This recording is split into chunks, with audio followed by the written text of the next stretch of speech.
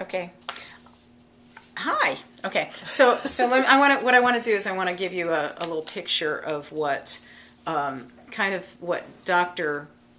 You just relax and sort of be in your body. What Dr. Rolf called the random body.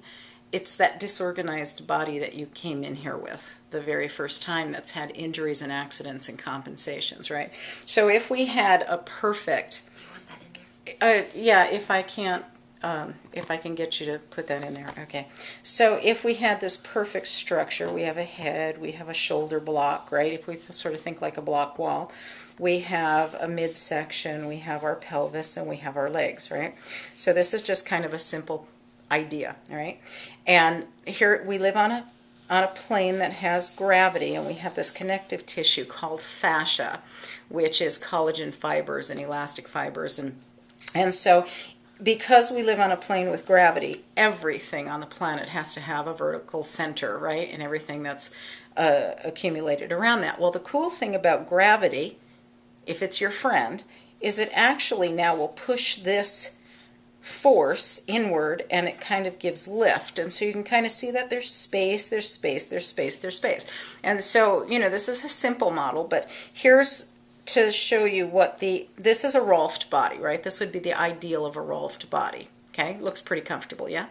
All right, so here's where generally we come in. Our head might be twisted, our bits are not quite, you know, in alignment, and our body has been trying to figure out, what do I do with this? And our body will, same connective tissue, but now gravity is not your friend, and now instead of pushing inward, it sort of pulls you outward, and that's where your, you know, your gut feels too big, and your, you know, your pelvis is tilted. And now what happens is we have compression.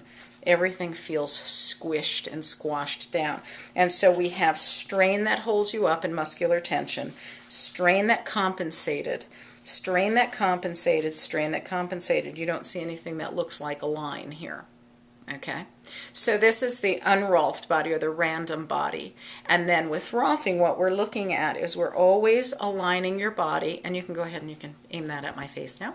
All right, so what we're doing is we're aligning your body so that we have a balance from left to right, top to bottom, right? Your shoulder girdle should be over your pelvic girdle, should be over your feet, right? So now we have an alignment for all of your parts to be supported. If you saw a brick wall that looked like that picture of that random body, it would fall over. Well, your body, because of that connective tissue, will not fall over. The way that you were designed is that your eyes would be looking forward, your ears will be here, so your body will twist, rotate, compensate, whatever. You might look funny, right? Something's going to twist or compensate, and you're going to be able to move more limited, right? You'll have compression, so you're not going to be able to get full range of motion.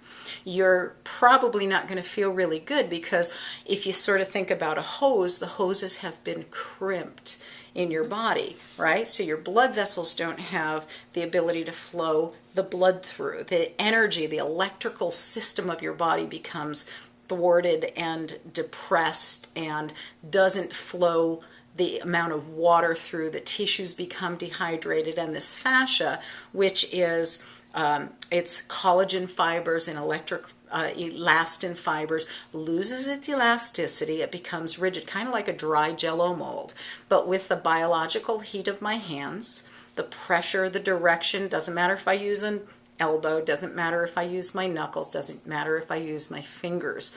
All right, it's movement of those strain lines and being able to differentiate the muscle layers that have become adhered to each other. So if this muscle is supposed to contract in this direction, because that's the way it's placed, and it's got this one stuck to it, every time this one moves, it inefficiently pulls something else. So now you have restriction. So in rolfing, what we do is we're differentiating layers, so this muscle fiber can do its job, this muscle fiber can do its job, and so now having balance from left to right, front to back, vertical center, things stacked on top of each other, and even the intrinsic, the smaller muscles that have smaller movements, there's even thought movement that gets sort of disrupted when we've become all sort of congealed together, and we lose contact, we lose internal space, we lose our sense of awareness kinesthetically.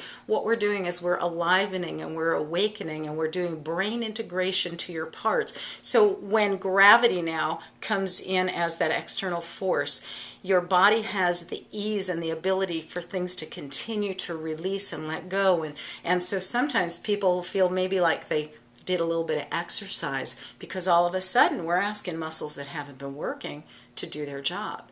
And so now you have a body that has the ability to start moving, and so it's like you're reclaiming your space internally. It's very nice. It's a different dynamic of where you live. You've got better hydration. Don't worry if you slouch a little bit, because even slouching, you know, we're gonna work with movement integration. We're gonna work with function and you know, having a body that can have new choices, because when your body's all bound up, you have no choices, and so you use your body a certain way. So we're going to start integrating into your movement, into your brain, into your, well, what happens if you you know, if you move this way instead of that way. So we give you new choices, and it's really freeing, and it's really very nice. So there it is. Okay.